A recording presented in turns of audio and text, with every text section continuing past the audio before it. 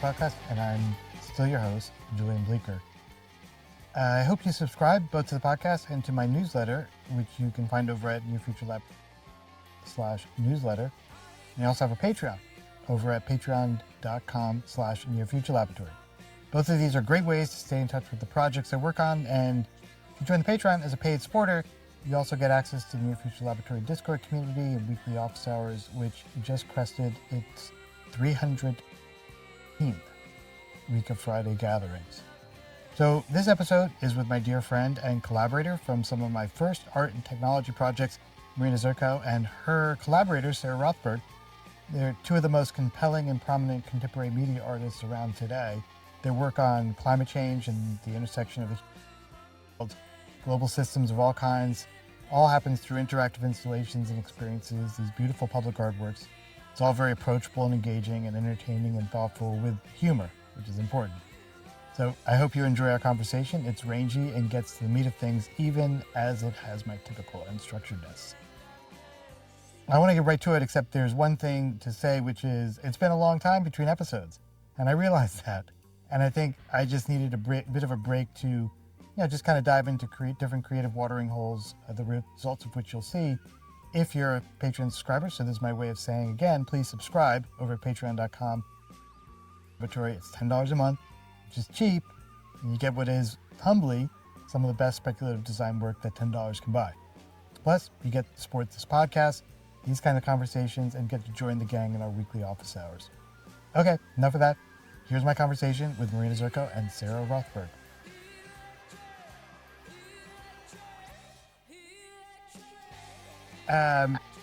Very nice to see you, Marina. Very nice to meet you, Sarah. Okay, so Sarah, tell me what's your story. I know Marina. So sorry, I tell you what?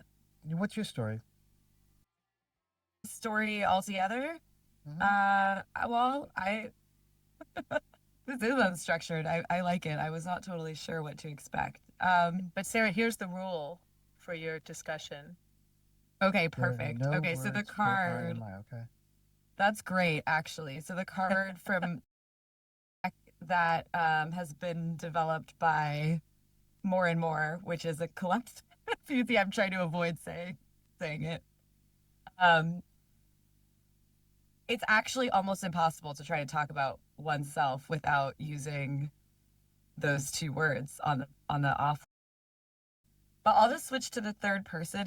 Let me try that. So Sarah is a media artist that went to ITP and met Marina there and has been sort of bouncing around the universe of media art for, I guess, more than 10 years. And the work that Sarah produces is in the realm of sort of media studies and using technology as a way of thinking about the impact of technologies, and where Marina and I sort of overlap is kind of an obsession with. You said system thinking. Oh, shit. Okay, now Marina has to I pass it off.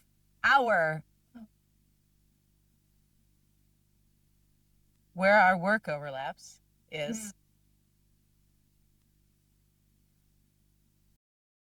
was the end of where the work of More&More overlaps between these two artists who are talking to you right now is in the space of structures and systems thinking and how those intersect with our own personal desires and our own personal value sets and how you negotiate between those things.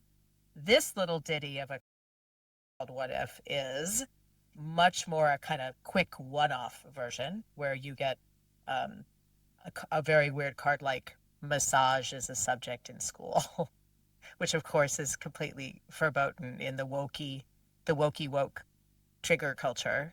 That wouldn't work. What's great about that card for today? Sorry to interrupt you, but I'm about to go teach right after this a McLuhan. So maybe massage in that way is still massage as a sort of possible typo. Yeah, amazing. So More&More is you guys. We're the core. We've been chipping away at this thing since 2016 somehow. It's gone through a lot of incarnations. I guess its primary, would you say its primary home is still in sort of academic environments? Yeah.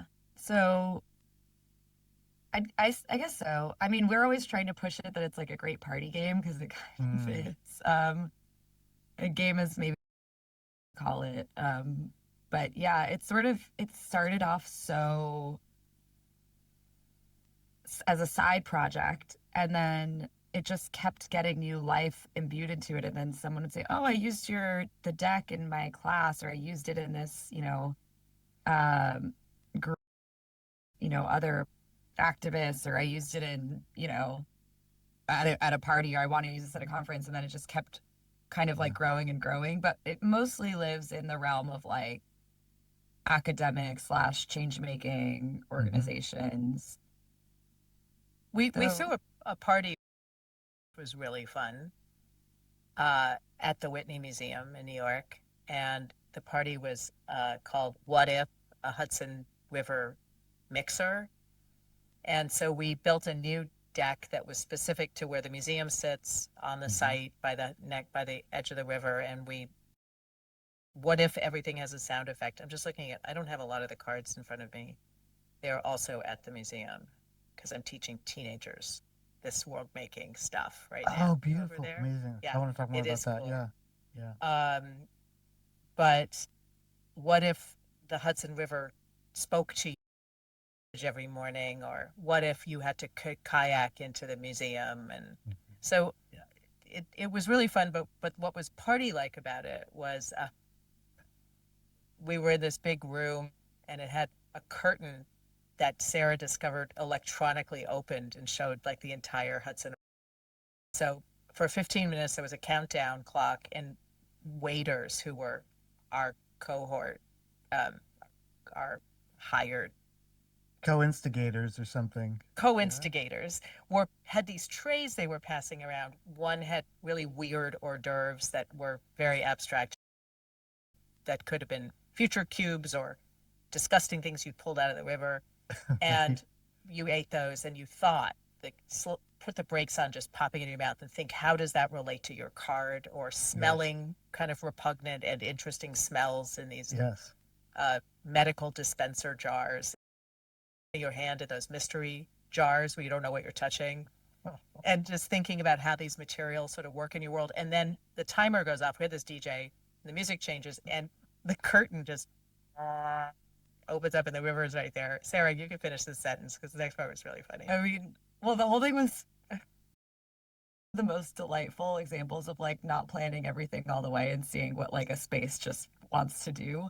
Because for like weeks we were like, how are we going to get people to look out the window at the time that they're supposed to look out the window? Because we wanted to end it with like taking your card and having done all of these like sensory, touching, smelling things, to like point things out that are happening in this moment out the window at this beautiful view. But we didn't want people to do that beforehand. We wanted them to be engaged with each other. So at first we were like, do we shush people? Do we play a gong?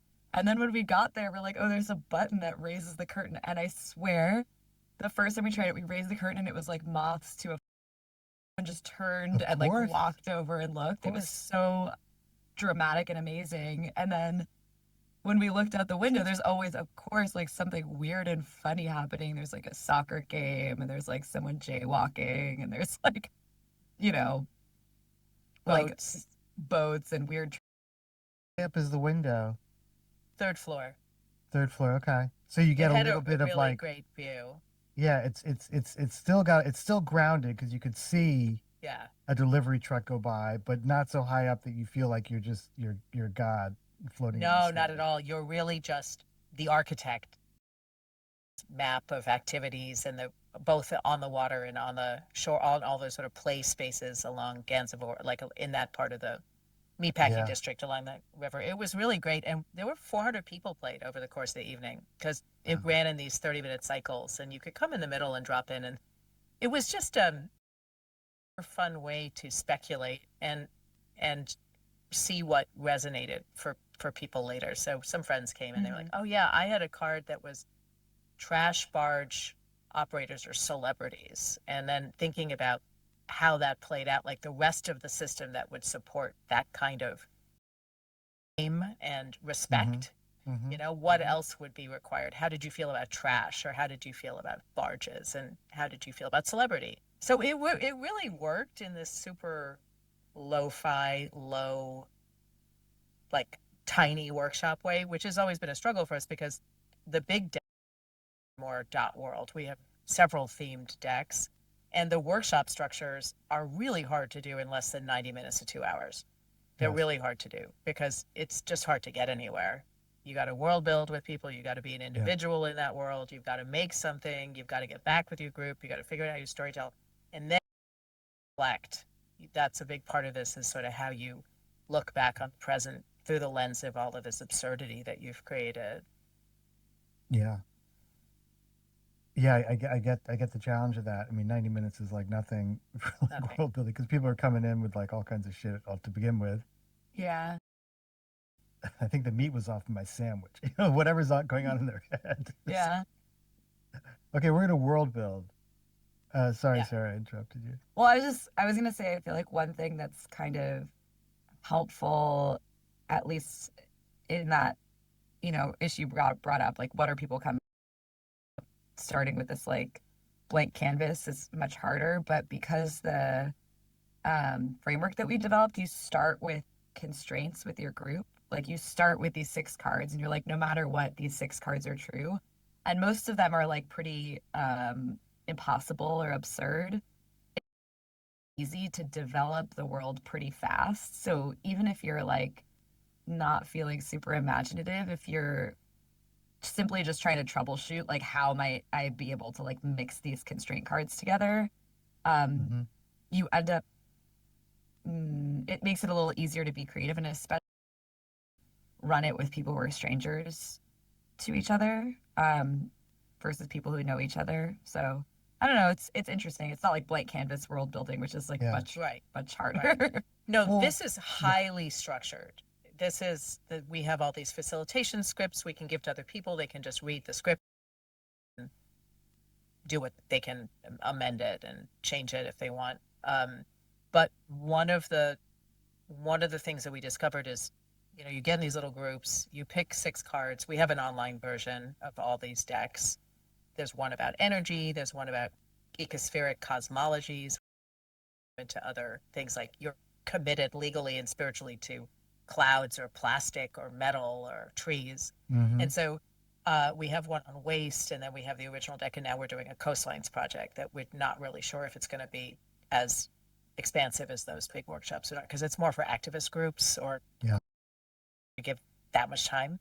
But what we discovered made a huge difference was to start, after the 6 cards are picked, with a close your eyes visualization, and to get people to drop into their bodies, pick one of the 6 cards and really focus on it and where they are in the world and in their new smelling and seeing and what's around them, and then to be able to come with a more somatic experience back to their group.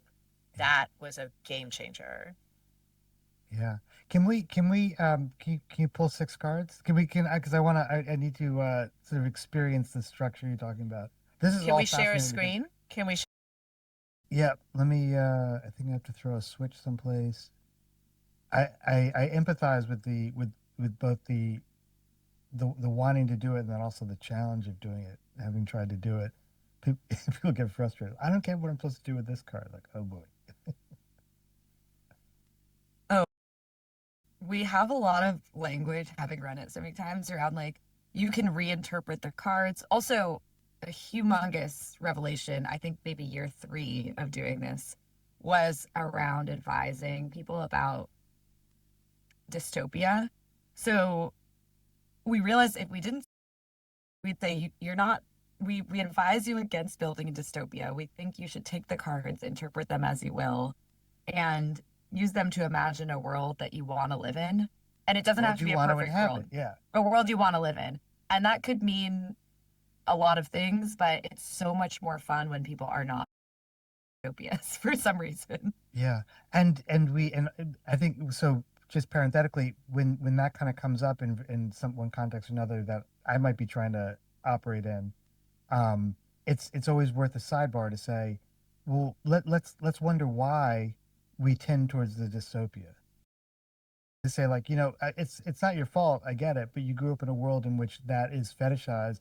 Hollywood, in science, in the kind of science fiction that we grew up in our, whatever. If you think of our era of science fiction, it was like I came into science fiction, the edge of like Foundation series, and at the beginning of so that was the cool thing. And also, and so you sort of think people, if you can get yourself outside, talking about the somatic experience, get outside of yourself, recognize your place in, history or whatever, that you're living in a particular moment where the narratives as to what future is or what's next, doom and gloom, nuclear apocalypse, it's climate, disaster, genetics, biology, all that stuff. If it's easier for you to pull a cork on a bottle of rosé and give up, then go ahead and do that. But I'm gonna go over backwards. Yeah. All right, your deck. I love decks. This is amazing. Well, you have to pick. This one is coming soon, the AI futures one. So you can't pick that one. Okay. We're looking for partners for that one, which is why it's on there. Well, tell me, because I've been doing a lot of AI stuff with AI great. policy people. So maybe Fantastic. So am I picking one? Should I pick one? Okay.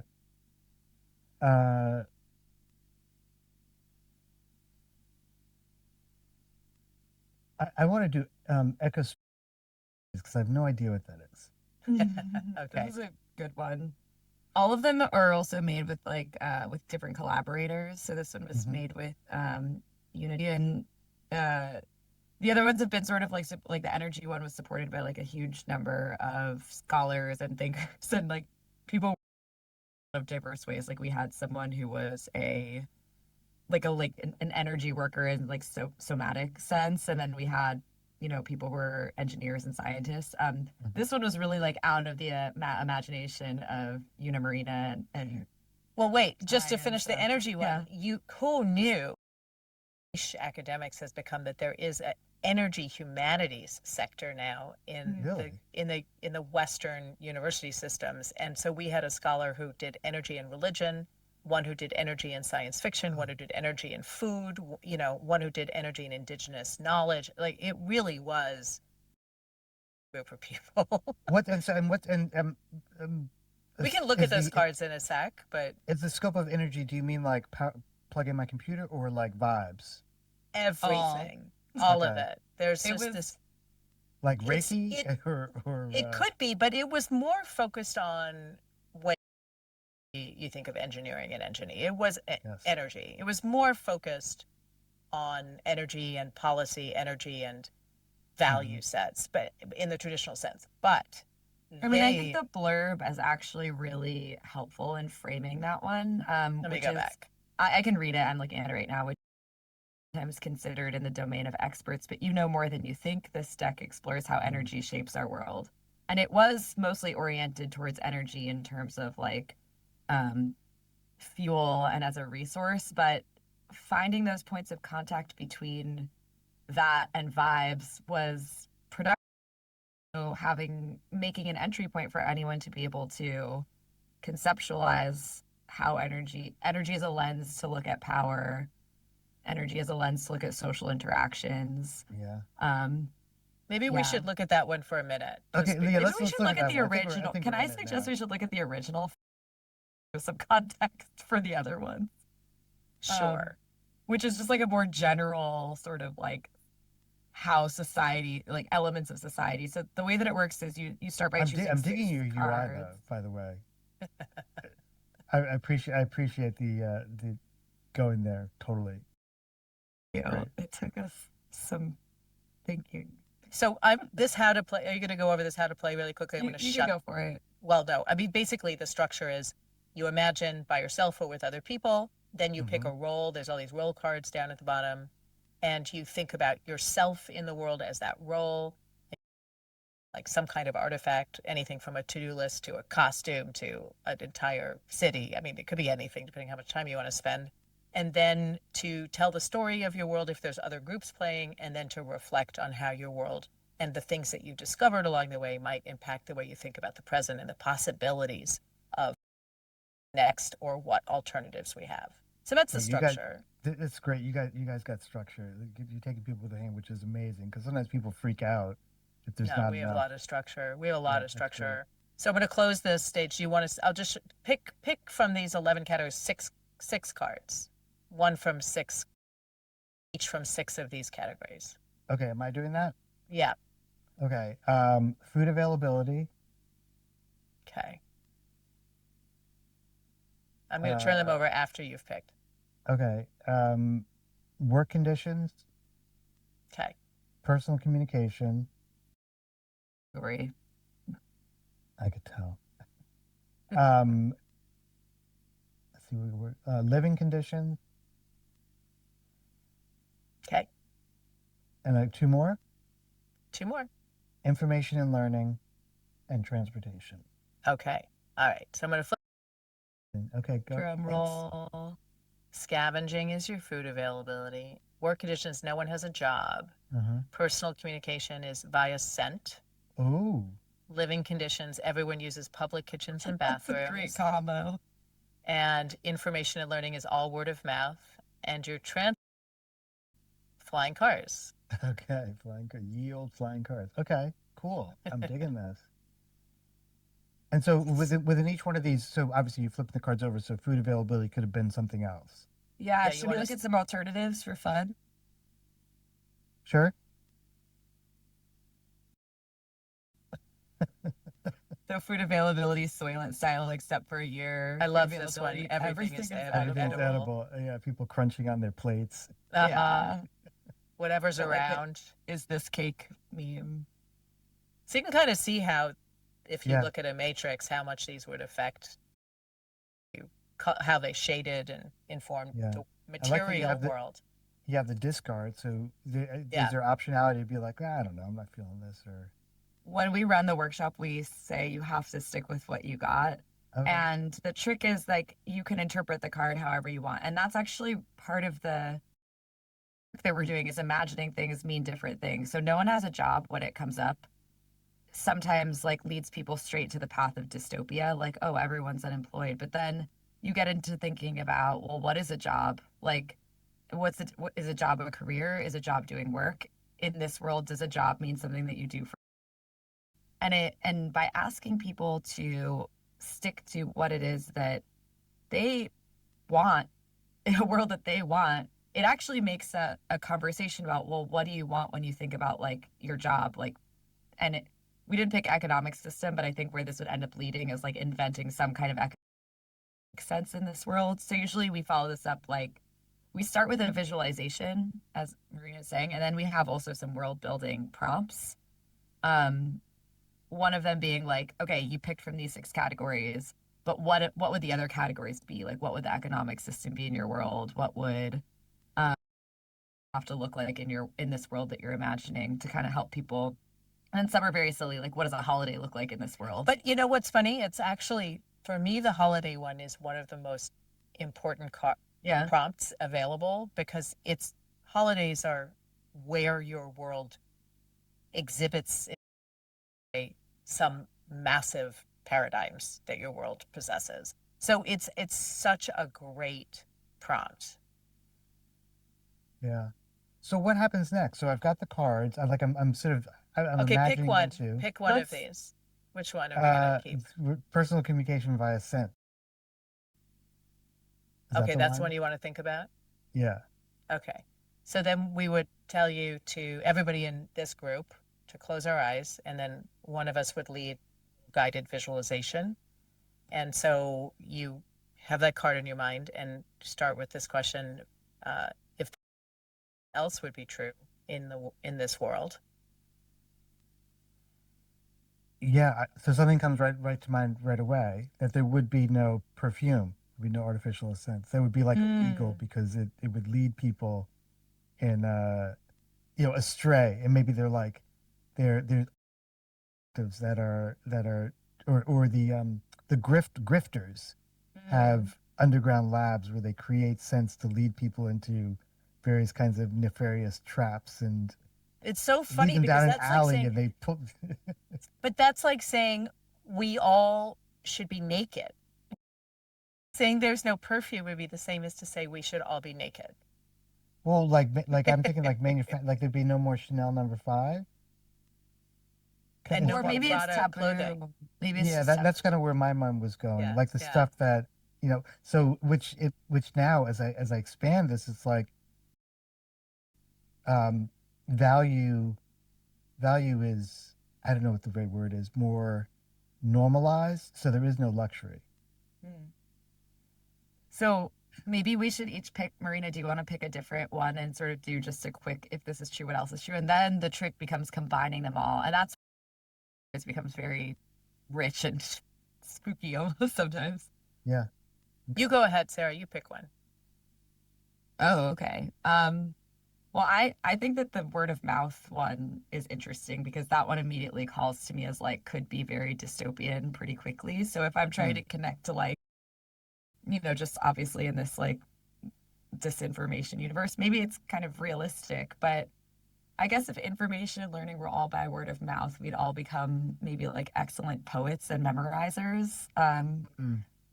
Because, sort of in like a like Homer, epic poem as a way of like remembering things and sort of like maybe you would need a little bit of a passcode as well to be able to like verify information between other people. So like some kind of like verbal verification system would have to be made if you're sort of trying to be consistent between people.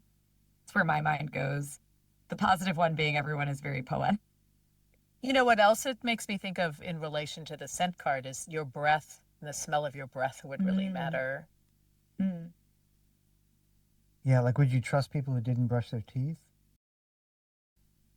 Well, that's a kind of form of aggression, really, in a sense, what you're bringing to your personal communication.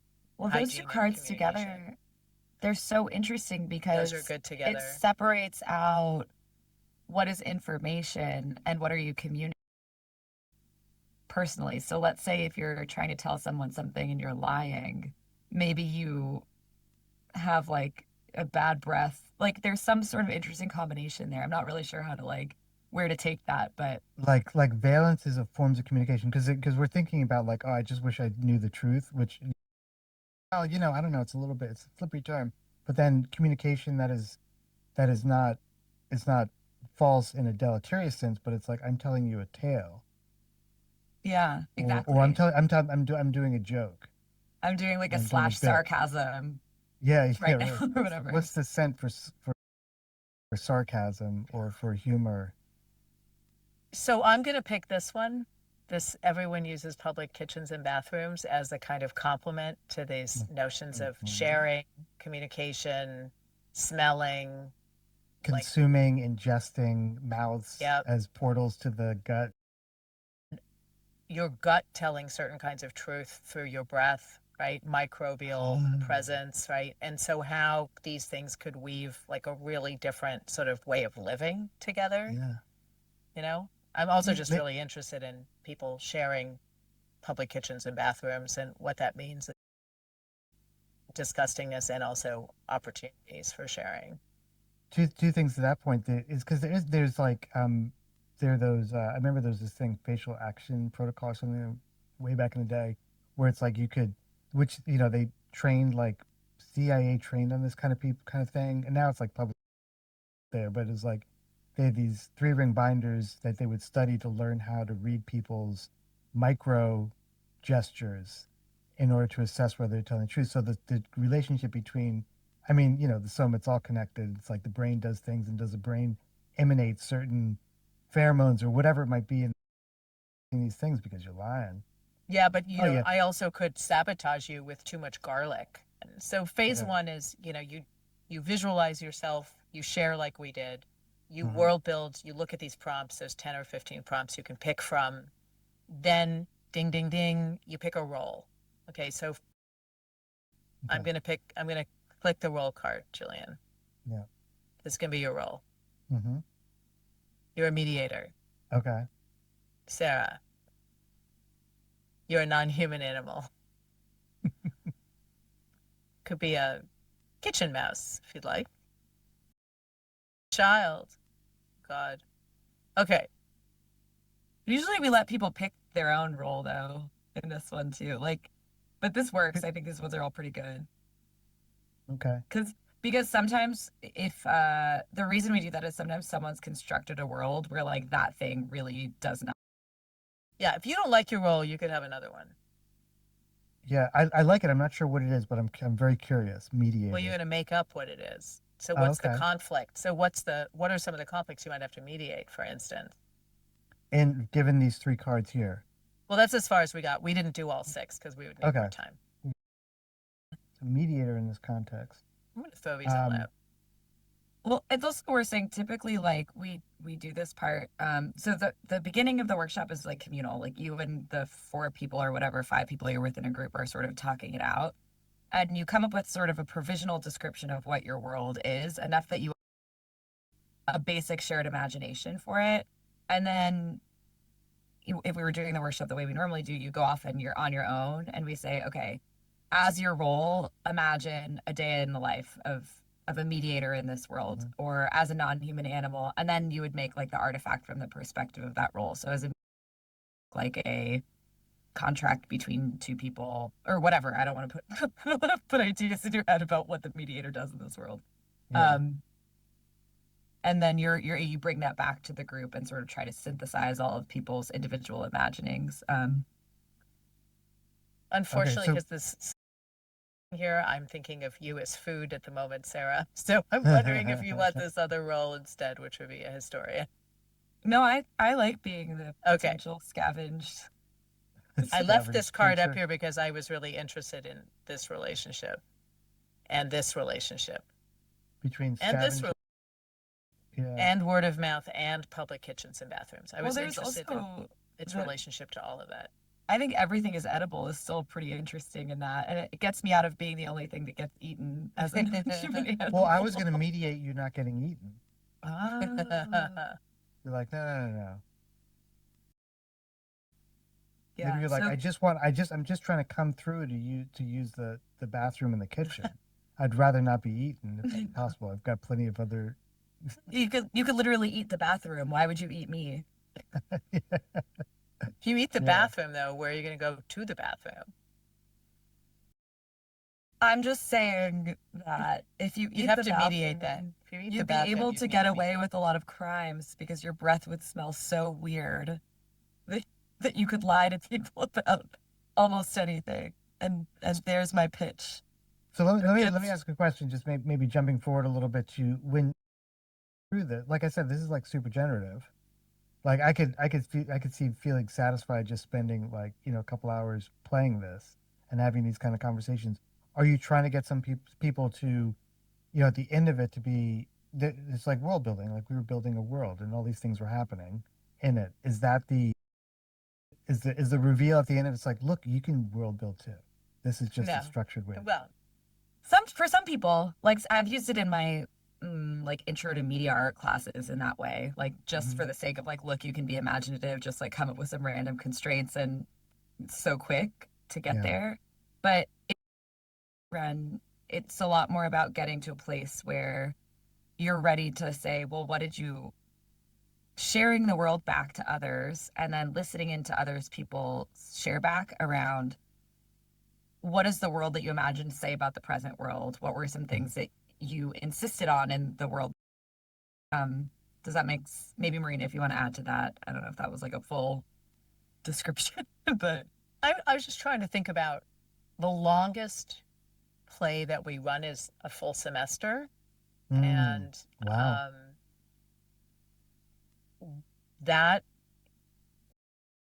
I've been running that at ITP, but it's code shared with experimental humanities in Gallatin, and so it gets a sort of mix of scholars and more heavy makers in the same room, and there's a lot of structure, like researching things that were forgotten and buried, other cultures of doing things, alternative structures around kinship, failed futures. Like there's a big research component to it, but in what happens by the end of playing several times over 14 weeks is the students tend to curse me and Sarah the world as it is now being as hodgepodge, sort of bricolaged together as these invented worlds in a way, and that you can't unsee the analytical advantage you now have of understanding the present in a way that a lot of things for granted, and therefore That's great though, right? As Yeah, you it's saying amazing. they curse you for that? They're like, Well, "Damn because you." they're like, I can't unsee it. Like now everything is exposed as an object of analysis and some tooling by humans, Yeah. right? Well, And that's a power up. That's Neo in the Matrix. All of a sudden, yeah, I always try to teach my students what I'm about to like teach them systems thinking, especially the younger ones. I'm like, I'm so sorry because when you start thinking that, like, when you start systems thinking, you can't go back. You can't unstart systems thinking after you've just have started them thinking. sign a piece of paper. I understand the Yeah, college. exactly. I understand what I'm getting myself into. And sort of like one of the threads of what our framework does, which is like without really thinking about it, you're doing systems thinking because you're thinking about how do these different things relate to each other. And then that moment where you're dropping into the first person POV, you're saying, well, how does my lived experience relate to this larger system?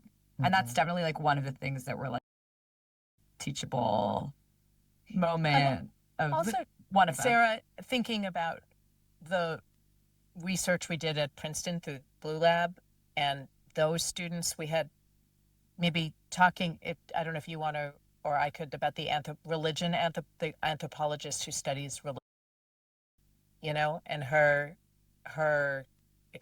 discoveries of playtesting with her community. So basically, we had 7 PhD students through this lab, and they took the decks back to their communities, and with as minimal tweak as possible, they played and figured out what the impacts were for their communities. So one was a historian of science, one was an architect, one was a water engineer, one was a climate scientist, one was an anthropologist studying religion.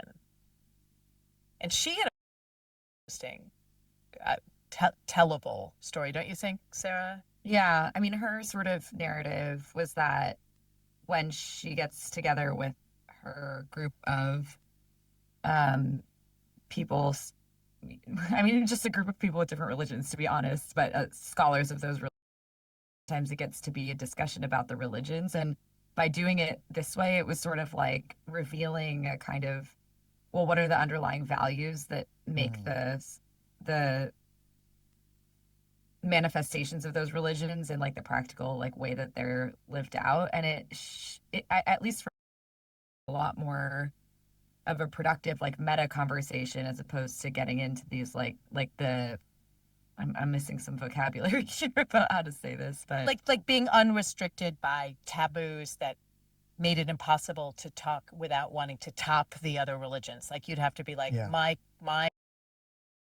Christian orientations are better than yours, and my taboo. So it erased, it leveled all of that because those didn't exist. But then Sarah and I tried to work with a actual fellowship group, like a multi-religious. Do you remember this, Sarah? It was like the worst. I only remember that it was just a very strange meeting. Ever done. Nobody would play. Nobody would be creative. They could only say, well, the world is love. But that's not adequate. It's a very materialist project in a sense. Yeah. It deals with the material of the world and the people in it. And you can't just be abstract and say love, because so that was like the worst flight test we've ever done. Yeah, ground that shit. So what do you do in those circumstances where people are sort of reluctant, or they kind of fold their arms and they're kind of well, we've had that like in this. It was kind of like they had approached us to ask if they could use our deck, and then they didn't seem to want to participate. So we were like, okay, whatever. But we have done it before with groups that are just like rigid. And that can be difficult. Like sometimes when we play with like, we did a big play test with, or not a play test, we designed a version for Lawrence Berkeley Labs that was doing their 6 year sort of like strategic planning, and this was kind of like an opening for them. Right. So it was like scientists and policy people and like HR people, and the sort of tip to those groups is like cut the cord to the present. It does not have to be realistic. It doesn't have to make perfect sense. Yes. Allow yourself to imagine, and you just have to kind of continually remind people like the words can mean whatever you want. This is not a problem that you're solving. This is sort of like, and so for some people, like just the basic entry point of like yourself to imagine stuff is that takes some work. But then, we did a version where we played with IITP students, and that was like, I was like, oh, right, like you put this in front of people who are already used to being creative, and it's like, it's so fun. They just go much, much farther really fast. I think they're looking for it. They're like looking the for creative it. consciousness. Finally, I get to, feel that beautiful feeling I felt when I was like 9 years old and we did this all the time. But I understand like Yeah. the structure people are kind of like, I think, my kind of analysis of it, having done it, maybe not as much as you guys, but often enough to be like, do not make, look at me. Do you know how much these shoes cost? These are Ferragamos, God damn it. And I only fly Or- business. So it's like, Or traumatized communities. That's also say very more about that. What kind of like trauma in what sense? well. During the pandemic, in the George Floyd murder, two people affiliated with ITP who are abolitionists and Afrofuturists came to us and said, "Do you think we could adapt this and run this online for primarily Black participants?" And we were like, "Absolutely, we'll run backup support." And Ashley Lewis and Netta Bomani, these were the leaders. They were really amazing. They tweaked some of the cards, some of the content, and we ran 4 or 5 workshops that summer. And one of the things that they were interested, first of all, I would say, because we were there at all sort of background support, people wanted relatively simple things like safety, gardens, chosen families, right? And it was liberatory for them to be able to express that. But you get a couple of people in a group, they're like, that's not possible. And so to try to let go, as Sarah was saying, just let go of the logics that are preventing you from even imagining a liberatory space was hard. And then also very difficult was the leaders of this wanted to ask people, how do people deal with we now treat as carceral policies? How do you deal with violations of body, of violations of property? Is there property, right? The hard questions of what do you do when there's trouble? And wow, people really have a hard time dealing with that. Do you want to add something to that, Sarah? I mean, I think that was a good summary. It actually reminded me of like the sort of initial, we launched the first deck of this. I don't want to change the subject entirely if there's more to say on that, but we launched the first deck of this in 2016 after we had been like studying like there is no alternative. That's like what this came out of, was like we were literally taking an online class about globalization and neoliberalism and logistics. And we were doing this, like more of a critique of a system, and we're like, what would it be like to actually embody this? Like, what would it feel like to try to imagine different? And we printed the card deck maybe, I feel like it was like our first playtest was like the day after Trump got elected. It was the first organized, invited playtest at my house in Brooklyn for like 12 people the day after Trump was elected, and everyone was like, what? And it was shifted. It was really interesting because originally our thesis of this was like, oh, it's our job. We have to imagine things different. And like, if there's one thing that this administration has been, is like they're pretty wildly imaginative. Like, and then COVID happens, and you're like, wow, here on the other side. Yeah. So then it's sort of the purpose of the deck, and it's been really interesting because it's like an open-ish framework, means different things for different people at different times. And I think the Beyond Policing deck, which is the abolitionist, the one oriented towards police abolition, was like very like this moment in time, this is what people need. And a lot of it was just like a space for building solidarity and voicing desire. And I think and again, like all of these things make the deck really different. Like, do people know each other? Do people not? Do people share values or have different values? And I think one of our dreams, and we haven't really gotten in such an explicit way, but like putting this in front of people who like genuinely do not agree with each other about how the world should be, and seeing like what it ends up producing. Because when you start in this place of like imagination, but we're asking you to like connect to your values, it's something I think people don't. I think it's kind of how we got into this political mess in the first place, is like people not really being honest about how their values connect to their lived experiences and their sort of like participation in social structures. Not to be on like a soapbox about that right now. I just got sweaty thinking about that. I think between Trump's election and personal comms via sent. between Trump getting elected and the pandemic, so many realities just went flip-flopping in front of us in ways that made this kind of play actually more doable than before that. Because all you have to do is say, if you think about reality and its flip-flops, this is not that big a lift for you. Yeah. You know, I saw Lynn Hirschman Leeson talk last night. You know her work. I wish I'd gone to that. It was good. And she showed this 12-minute film she made pretty recently called The Logic of Paralysis, I think. And it was a very interesting film that seemed to follow along the logics of Donna Haraway's Cyborg Manifesto about what AI might think and feel, and its frustrations with our capacity to murder it when we had built it as an instrument of war, essentially. And it's a flawed kind of romantic thinking and feeling sort of expressed, acting like the AI module acting. But there were some provocative questions in there about how we design, AI for good. That's a big question I would have. And even that notion of AI for good versus AI for bad is something I think we have to really muck around in. Yeah. So what do you want the AI deck to do you think? What's a successful implementation or deployment of it? I think for me, I mean, we're really in like the very beginning phase of this because we're focused on this coastlines deck right now.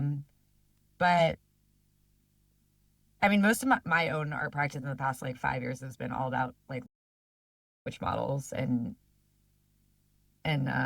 Marina and I have had a lot of discussion also about AI image generation. That's just been really interesting, and sort of even when you're having a conversation with people who are practitioners who are using it, who are also like somewhat always like just critical by nature, you much more specificity around the conversations around what might be or what might not be. So for instance, like in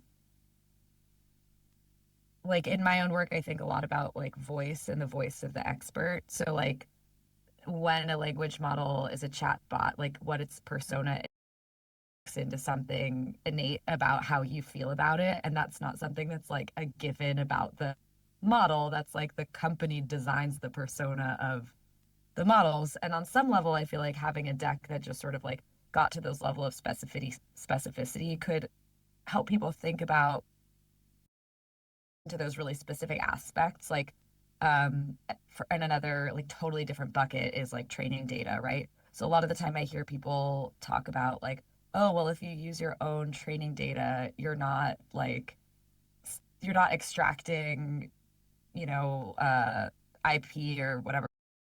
It's like, well, is that true? So some of it I think is I think having these kinds of conversations in like a fun environment could generate just like some media literacy, what actually is going on, but also allow people to sort of decide like, I think, like Holly Herndon and Matt Dryhurst's work is reason around like the ownership of data and, as artists and what gets to be, can you opt into being part of a training data set or can you opt out of it? And like, no one ever had that conversation before all of the models were trained, but it's not too late to think about like, well, going forward about this, like, but it seems like the train is moving so fast without the moments to have these conversations that you have to either polarize yourself as like an absolute no, an absolute yes, or sort of someone in the middle is like, well, I'll just see what happens. But like we do have agency in making these decisions, like Yeah. as a society who uses them and is part of. I mean, maybe also like living with simultaneously the accreted decisions that have already been made, as opposed to denying. There was a guy, Yeah. once or twice a week, ended up on one of these Zoom calls or something like that. With there's this one guy who was like, I got into AI because I hated it. He's got and I'm sure the hate was just kind of reactive. I don't think he had probably a very structured argument, except he probably, over dinner cited something that he heard someone else say. It's like, there's a good reason to hate it. I've never tried it. But then he's got what sounds like a pretty successful, I don't know if you call it, reputation for doing interesting work. Some of it commercial, some of it, I'm just screwing around kind of creative work. And yeah. I just want to add in here a couple other things that, what in terms of hoping what a deck like is to Yes. really come into contact with the personal and the systemic around these the cradle to grave notion of technologies, and this one being the current bugbear that we all want to point our finger at. That was the NFTs last, but to sort of put them in some larger context of profligate and that there is no free energy to be had, whether it's renewable or not, and to sort of really have a more in-depth, uncomfortable conversation about our lack of ability to be virtuous in all of this, but to take some amount of responsibility to both think about algorithm design and also personal understanding that you need to approach any generative digital tools with the same kind of consciousness you would of any other material, and not to dematerialize it. Like those are, to me, really important points. And granted, those are pedagogic gameplay for discovery. I understand that. But they are not the endpoints. Those are touch points to think about endpoints, and sometimes very overlooked ones. And so I sound like those are the endpoints. That's not to teach you that. It's to share a think space for with as an environmental artist. I'm all the time asked to be a proxy of virtue for any talk I give, and I'm like, I'm not a proxy for virtue. I'm a hypocrite. I'm involved in messy technologies. I have my rages, my cares, my guilty pleasures, like all of it. But I would also be in a larger community to talk about those things, if that makes sense. The end point is usually just, can we generate an interest, like a unhad conversation, a conversation that's not being had. And I think that like it's interesting because I think we've gone back and forth too between, is it a deck about AI or is it a deck about technology and right? Yeah. And it's or are there two of being, are they just two different, one more specific and one more general? But the goal isn't so much like one specific outcome, but a space to talk about it in a different way when it's sort of untethered from the like specifics and urgencies that are very real, that make it hard to talk about with people you might not necessarily agree with a lot of ease. Yeah. I think it's important. If you need any help or conversation, we will. Really welcome the opportunity. And funding. And funding. Okay. Well, that's always not from you directly, but no. But I mean that should be upfront, because this stuff costs money. Yeah, I mean we need, but yeah, we're always looking for creative partners for all of these decks. We don't build them ourselves. With other people. Yeah. Just quickly, because I know you have to bounce to the point of like, is it AI? I think it could be. There could be I think you guys know this, but it could be that the value of serving ice cream with the flavor of the week. There's some value. It's like, I know you just want ice cream, but I'm going to draw because this is what you're wondering about.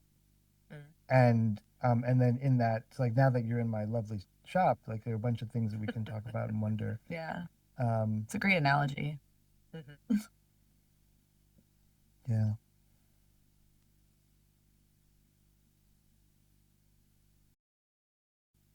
People love decks, man. I don't know what it is. They do. I do. Yeah, I'd love them too. I love them. That's great. I got my whole collection of other Did we people's. send you? Did we send you any decks? No, you didn't. Oh, we have to. We shall. I'm gonna send you an original deck. We don't have a printed an original deck, and we have the what if party. The party. So the what if deck was at MoMA for 6 months, and 20,000 people played with this crazy deck. That's amazing. Yeah, it was really cool, and made drawings of things like rats are holy, or, you know, green infrastructure rules, everything. You know, and it was fun. I wonder, just because in the exhibit contest, it just made me think of a thing a guy did. There's a meetup that I go to once a month, and it's like AI and visual arts kind of stuff. And I don't know, what am I thinking? I'm thinking it's like sometimes like in the for it or against it thing, if you go, it's like we're also both simultaneously, and we're going to understand it more by using it, but not fetishizing its use just to be like, oh, this is crazy, but understand it. I don't know. Maybe I'm thinking like too practically, but if there were like, what is it and how does it work? Sometimes opens up those questions. Or even the stuff that I think it was New Yorker did something recently. It's like, or New York Times definitely did something where they're like, they were like, look at what the data centers do, and it gets to the question of like, now we turn a faucet and the water comes out. There's that there's part of it, which isn't not saying it's like we're for it or against it. It's like, this is terrible. Yeah, it's here, it's happening. I agree do with you. know that? Do you understand that? And it also came as a conflict. It was a thing at this one kind of big branding agency does these salons, and they had one salon where it's like it was all branding, but then the people who were all 20, 23, 25 or whatever, they're all against AI, and they're also against capitalism. But the one said she really loves her new car, and then the other one said, like, if you're against AI, you should. AI is terrible. Do you know what it's doing to the Congo? As they hit their vape, and I'm just kind of like, well, also that battery's in there, and they're like, do you not know? And it's like, if you haven't, you should Google it. Do you know when you Google, you're hitting all kinds of AI? So it's you see these moments where I don't, not to call people out and say like you're a hypocrite, but say you're a hypocrite, but own it. Also, don't be you're a hypocrite. sad So is everybody. So is everyone. And I think that we have to get off and start to really. I think looking under the hood and demystifying all that stuff is super important. Like intimate relations with all these kind of material realities is one way of, it's one way of knowing, and it's a really important one.